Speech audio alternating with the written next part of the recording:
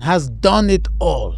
The South Beach diet, the keto diet, the no food diet, fasting, and everything in between. And coming finally to the end of her struggle, she decides she needs help. Welcome to your daily health briefing. I'm Dr. Albert Tackett. This show is here to help you navigate the complex U.S. medical system, one step at a time. Whether you are decoding a new diagnosis, fighting for a referral, or just trying to stay informed, you are in the right place. Let's get into the science. Jaina comes into the clinic complaining that she just cannot lose this weight. After an extensive conversation, we find out that Jaina is about 130 pounds overweight and has done it all. The South Beach diet, the keto diet, the no food diet, fasting, and everything in between. And coming finally to the end of her struggle, she decides she needs help. She wants to see a doctor, but the catch is, Jaina says she wants to take GLP-1 medication. She's heard of people doing well on ZepBound and Wegovy, but she's terrified of the side effects because her hairdresser told her that her cousin's husband's brother took ZepBound and spent all night in the bathroom pooping and almost died. And here, Jaina said she will never take that medication. So I brought my colleague and primary care and obesity medicine expert, Dr. Khan, to explain to us why that reasoning is not scientific. So Dr. Khan, tell me, what is the issue with side effects and GLP-1 medication? I love that introduction because it's so true. And so, GLPs and side effects, let's talk about it. So a lot of people freak out because, there's a lot of the internet stuff and the TikTok stuff and, you hear these random things. So let's sort of break this down. Let's explain why the side effects are what they are, right? And then I'll get into the details of everything. Okay. As we talked about in previous episodes, this medication slows down your GI system, right? It specifically, more so, just works on the GI system and some of the hormonal aspects of food. What this medication will do is it's going to really, really slow down at the speed at which your system processes the food. So now food is staying longer in your stomach than it otherwise would have, and dramatically longer. So 30 to 40 minutes versus something like 3 to 4 hours even, And so now that the food's in your stomach for 3 to 4 hours, you don't want to eat as much because you feel full. And so that's a big part of how the medication works. Now, you can imagine if you're changing around the speed at which the GI system is functioning, your side effects are going to be a lot more in that gastrointestinal profile, dealing with, for those who don't know, like stomach pain and those kinds of things. Now, so the most common side effects, right? So there's a list of like 6 or 7 that I always make sure we go over with patients that are the most common that we've seen over the last decade or so. And I'm going to preface this by saying, I'm listing 6, 7 different side effects. You're not going to have all of them. Most people will have 1 or 2. And I also have a lot of patients who have really not too many side effects. The vast majority actually don't have any. A lot of people do really well on it, yes. And then I'll get into how, when you're on this medication, how these side effects get even better as you're consistently on the medication. And so, all right, let's do a little rapid fire of these. So things like hiccups, that's probably the easier one, but it's very prominent. You see people get annoyed from it. I constantly have hiccups, but hiccups can be one. Bloating, cramping, sort of abdominal issues. Nausea can of course sometimes lead to vomiting. You can have diarrhea or constipation, either or can happen. Bloating is another one. Dyspepsia, meaning like when you eat you feel really full pretty quick, or you have burping going on afterwards, that kind of stuff. And those are the most common things that you will experience. And again, like I said, you're not going to get all those. You'll just have a couple of them. Now, are any one of these fatal? Not that I know of, no. And I always tell my patients as well, like, knock on wood, I'm not gonna try to jinx myself. But so far, none of my patients had anything more extreme than these kinds of side effects. Vast majority of them, How about the most feared one? The most stomach paralysis. So most people don't at all. I haven't seen it clinically in my patients. I've never seen it. I've never seen it in the hospital for somebody who's been admitted for something like that as of right now. Now, are we saying these never happen or may not be tied to something? No, but what we're saying is they're extremely, extremely rare. They're not really applicable or statistically likely for most people who take the medication. And the whole idea of gastroparesis actually is even rare, even in people with diabetes. Exactly. Right? Oh, yeah. I mean, like diabetic gastroparesis is not a common thing. Yeah. And in the vast majority of cases when it's happened with GLP-1s, it's entirely reversible. Exactly. And also a lot of times, diabetes itself can cause, gastroparesis or like slowing of the stomach. It doesn't work the way it wants to. Sometimes it could be the disease in the background acting and manifesting in these kinds of side effects, not even necessarily the medication. Yeah. In terms of the patients I've seen with gastroparesis, majority of them were diabetics that were uncontrolled, not really the ones, where we're really thinking it's the medication that's causing any of this. And I think there was some lawsuit that really created a lot of basically pandemonium, the general public, because somebody sued, I believe, Novocare and Eli Lilly because of gastroparesis. Oh, wow. Yeah. And, and a lot of patients read that and it's stuck in their minds that these medicines are terrible. But in clinical practice, we don't see them. No, exactly. And on your note, there was also somebody who sued McDonald's because the coffee was too hot and burned their mouth. So what are you going to do? I don't know. What can you do, right?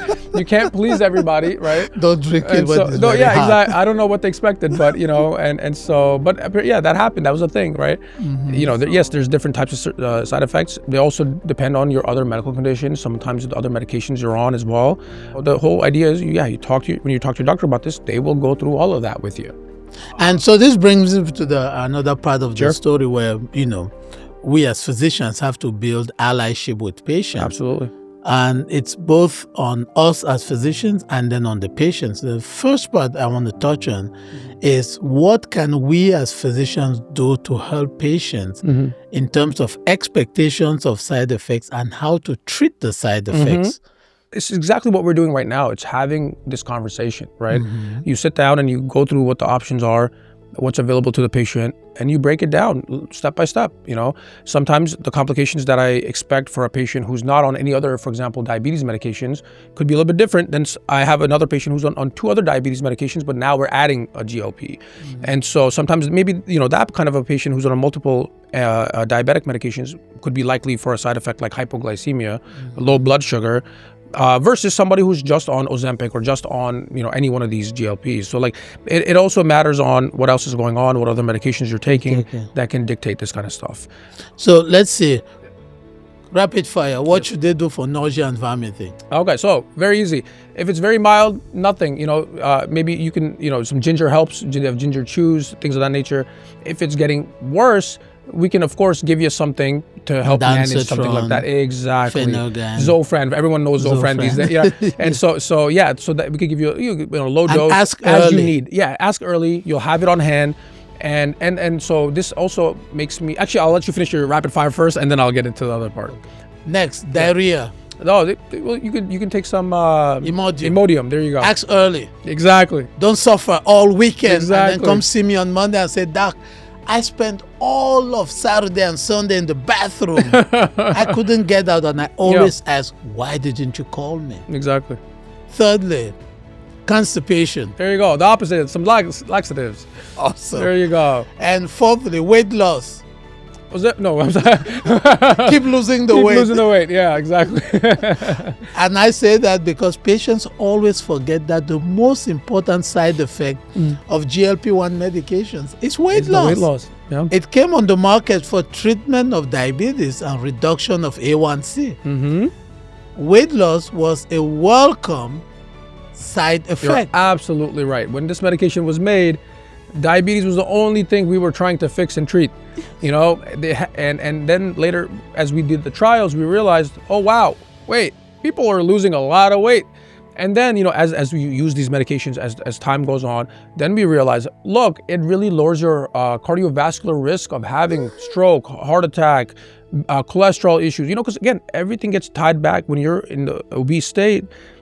Changes happen in your body, and things develop and happen, and negative events happen more often. So wait, are you saying that for the first time in history, we have a fantastic side effect profile? There you go. Like Ozempic causes, the side effects of Ozempic are weight loss, improvements in cardiovascular health, improvements in fatty liver disease, absolutely, improvements in kidney function, absolutely, and sleep apnea. There you go. And these are some of the most common things we see on a day-to-day. So now, look at it from that perspective. And these are a vast majority of our patients have these kinds of conditions. Multiples of them. These are the newest kinds of medications that we have seen now that affect all of these diseases and improve them. So I guess we should title this episode "The Beneficial Side Effects of Ozempic That Patients Do Not Know." Yes, we focus so much on the other side. This is a great idea. Let's focus on the risk and benefit. What are you getting here, right? Yeah. So where patients are worried about nausea, vomiting, diarrhea, constipation, it's all fixable. But they forget about the other side effects. Exactly. Of cardiovascular health. Exactly. And the other improvements and this just reminds me real quick I want also the people know that as you use these medications and the way they're set up, you start off at the lowest dose and it monthly progressively goes higher as long as you're doing okay, right? And our goal isn't necessarily to put you on the highest dose, but it's where do you get the most weight loss, and then at the same time, where are you the most comfortable? Where do you have the least side effects? So we're watching and monitoring for that too. If you do have a lot of side effects really quickly, or you have a lot more than you want to manage, well then we don't have to go up higher. We can go down again, or we can stay at the same dose. Give you more time, let you adjust and your body to adjust, and then slowly go up if we need to, right? Which is why we see you monthly. There we go. Exactly, 100%. And so we can document all the data, right? Your weight, is it working or not? Where's your blood pressure? All these other factors that go along with it. Repeating blood tests, making sure your other side effects are okay. And so, this is why I also tell patients, don't go to a random clinic where, you pay a monthly fee and they just give you the internet. Right. Exactly. Where it's everything. ChatGPT asks you a few questions. I've had quite a few patients where now these pop-up clinics that do weight loss, but everything's sort of online. No one sees the patient. No one does blood work for the patient. And they're just on the compounded medications and weight loss medication, the GLPs, and so again, there's no real checks or safety, and again, a lot of side effects can maybe manifest from that too, because no one's looking out for them, and so that's a big part of what I've seen. You fill a questionnaire, and you get medicine in the mail the next day. There's no middle, there's no middle ground there. It's just, hey, pay them every month, and you'll get the medication, but there's no monitoring of anything. And that's not how you do any medication, not the GLPs. I wouldn't give you any medication that I'm not going to be looking out, for, or making sure my patient's safe with that medication. So as we wrap up, really the action points for the patients here, which you mentioned. Yes.